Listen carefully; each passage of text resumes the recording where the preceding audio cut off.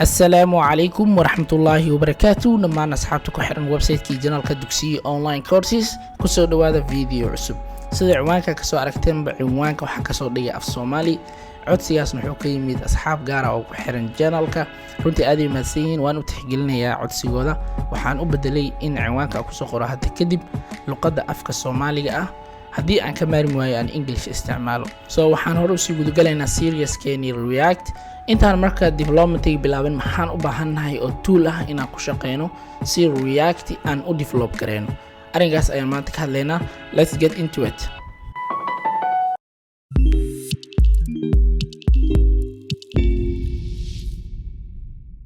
Alright, waxa ugu horeeya oo computerkeena inuu ku install gareysnaado loo baahan yahay si aan u isticmaalno React ayaa waxay tahay inuu ku install gareysnaado computerkeena waxa la yiraahdo Node.js. Node.js muxuu yahay marka? Node.js waa JavaScript runtime oo lagu dhisay V8 engine kaas oo loogu talagalay in koodka back-endiga aan ku isticmaalno. Awal JavaScript waxa loogu talagalay in lagu isticmaalo kaliya front-endiga ama browserka laakiin hadda waxaan awood u leenahay inaan ku isticmaali karno back-endiga insha Allah later on aan gaari doonaa laakiin for now muhiimadda aan Node ku isticmaalayno maxay tahay marka wuxuu naga saaciidi doonaa waxa la yiraahdo Node Package Manager oo loo soo gaabiyo NPM. Node Package Manager kaas maxaa uu yahay marka asagana waxaa loogu talagalay inaan ku manage gareyno packageska oo isticmaali doono application-keena. React marka install gareysano waxay u baahnaan doontaa packages oo ay ku shaqeyso sidoo kale application-ka marka dhisayso React ku dhisayso wuxuu u baahnaan doonaa packages la isticmaalayo kaas oo naga saaciidi doona marka ugu horeysa waxaan dhigi doonaa Node.js download Google-ka ku qori doontaa linki ugu horeeya hadduu ku soo baxo ayaa isticmaali kartaa. Alright, now marka meeshaan fiiri page-kan uu keenaa for now currently 16.13 oo maraya 0.2 npm 8.1 oo isticmaalo saa u jeedid laba nooc jirto marka long term ajiro iyo current marka current waxa waa mar walba version-ka ugu dambeeya hadda la joogo for now 17 waaye laakiin badanaa waxaa la isticmaalaa canal isticmaalaa LTS meesha waxaa ka dooranaysaa marka window-ga isticmaalaysa ama machine-ka isticmaalaysa window ama mac intaba waa dooran kartaa. For now aniga waxaa isticmaalayaa macOS kanaan soo download gareystay already waan ku install gareystay adiga window hadda isticmaalaysid kan soo download gareyso ku shubista marka basically waa sida caadiga software-ada ugu shubanaysid markii aad ku shubto marka aad dhameyso waxaad run dhehaysaa terminalkaaga ama CMD waxaad dhehaysaa terminal. For now window hadduu yahay terminalkaaga waxaa dhehaysaa CMD soo kicin doontaa. Alright, aan soo weyneeyo a little bit.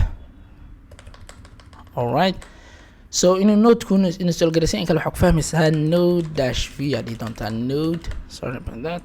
Node-v markaad dhahdo wuxuu leeyahay 16.13 waa midka ugu dambeeya hadda aad install gareystay waqtigan save gareynayay already waa aniga waa install gareystay marka inuu ku sheegaa haddii aad wayso kan waxaa ogaanaysaa in machine-kaaga uusan weli ku install gareysnayn sidoo kale waxaad iska jeegareynaysaa npm-v ama -v waxaa dheh for now saa ujeedid 80.1 waa xilliga aad daawanayso videogan waxaa laga yaabaa different version inuu noqdo no matter inaad ka noqoto laakiin muhiimadda React haddaa isticmaalayso 14 inuu ka horeeyo waa bas npm aan dhahayn Node version-kaaga then waa toos aa u isticmaali kartaa for now 16 waa whatever kuu naqan karaa.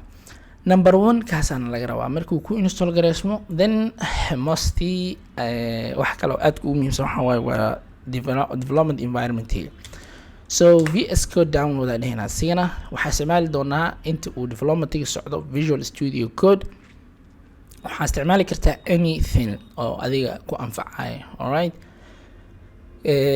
waxaa jiro Vim, waxaa jiro Atom, waxaa jiro Sublime oo abel aad loo isticmaali jiray hadda uu VS Code hawada kala baxay Atomkaas waa jira oo aniga aad u isticmaali jiray laakiin for now waxaas leeyahay 4 sano ugu dambeysay ma ahan 5 sano ugu dambeysay waxaa aad u isticmaalay VS Code this one waxa waaye waa perfect aad wuxuu u yahay cajiib haddana waxaan rajaynayaa inaad isticmaashaan laakiin qaarkiin haddii aad ku qanacsan tahay inaad terminals ama VS codes kale ama integrate terminals kale aad isticmaalaysaa ma ka wado haddaad isticmaalaysaan IDE kale waxa waaye adiga iyo joyce-kaaga waaye for now marka waxaad doortaan Windows ama Linux waxa markaas isticmaalaysid ama Mac. For now aniga Mac waaye already waa soo install gareystay. aan isla fiirino marka waxyaalaha aan ugu baahanahay Visual Studio Code-ka si aan React ugu isticmaalno.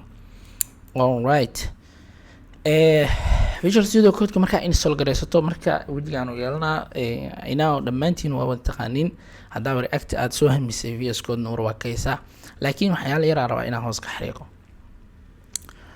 waxyaalaha xariiqa waxaa kamid ah inaan fiirino extensions aan isticmaalayo maxay yihiin. For now extensions can for now atom one DAC, we don't need that anymore. Alright, waxyaalaha idin anfacayo kuwan waa themes aan isticmaalo. Number 1 waxaan anfici doona ES7 JavaScript Node Mongoose iyo MongoDB kan aad u anfici doona. wuxuu naga saacidaa in Mongoose waxyaalahaas aqoon for now inkastoo scope-keen, laakiin ES7 JavaScript wuxuu naga saacidi doona waan u baahan tahay. sidoo kale waxaan u baahanahay midka aadka muhiimka ah waa midkaan haddana quseeya waa ES7 React Redux React Native Snippets. Snippets oo xanaga saacidi doona code inuu noo dhameystiro iyo something like that. arkayna wuxuu useful ku yahay, laakiin soo degso extensions ku qor ES7 plus React Redux ku qor. Alright, this one mana anfici doona, laakiin waxaa loogu talagalay in font size ka kusoo weyneyso. hadda control plus marka dhacdo muhiim dhibaatada u leeyahay waxa way macallin sidebar kula soo weyneysiina, laakiin marka font size shortcut isticmaasho kaliya sida meesha ugu jeedid editor-ka bas soo weyneyna fontigiisa. marka waa very useful. Google Fonts scan for now baahni laasoo kan saawtaba material theme icons kan kana isticmaala. adiga waa soo degsan kartaa waa themes ka aan isticmaala. hadda theme-kayga aan rabto inaan isla isticmaalo material icon theme waa. Alright, saa u bedeshana marka waxaad dhihi doontaa right click color theme aad dhihi doontaa, saas aad u dooranaysaa.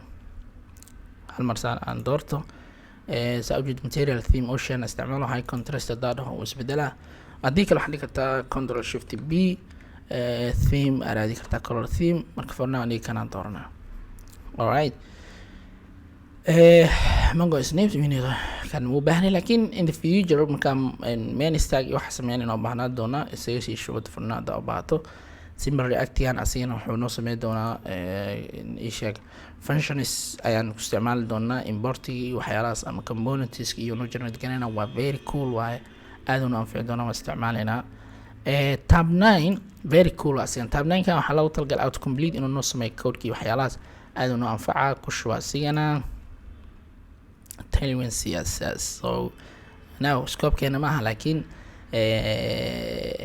inshallah in the future project oo ku isticmaali doonaa. waa cool CSS framework waaye, runtii aad cimaamadiisa meesi karo. alright, kan docska iska dhaaf shadeiska. what else kan muu baahni flutter for now muu baahni JSON Nibscan CLG iyo waxyaalahaas uu ka anfici doonaa.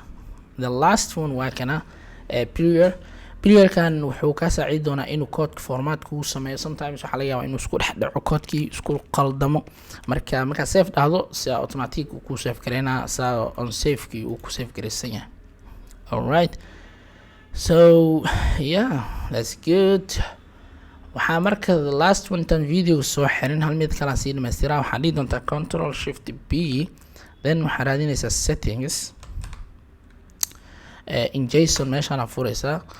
for now meesha aan u baahna waxa waaye emidkan JavaScript include language ka waxaan ka dhigi doonaa JavaScript React dhigi doonaa. arigaas wuxuu naga saacidi doonaa hadda imidku waxaa aragteen ama Visual Studio Code marka class rabno dot hebel aan dhahnaa class isla markii noo sameeyaa ama dot hash hebel si ID uu nagu yeelo.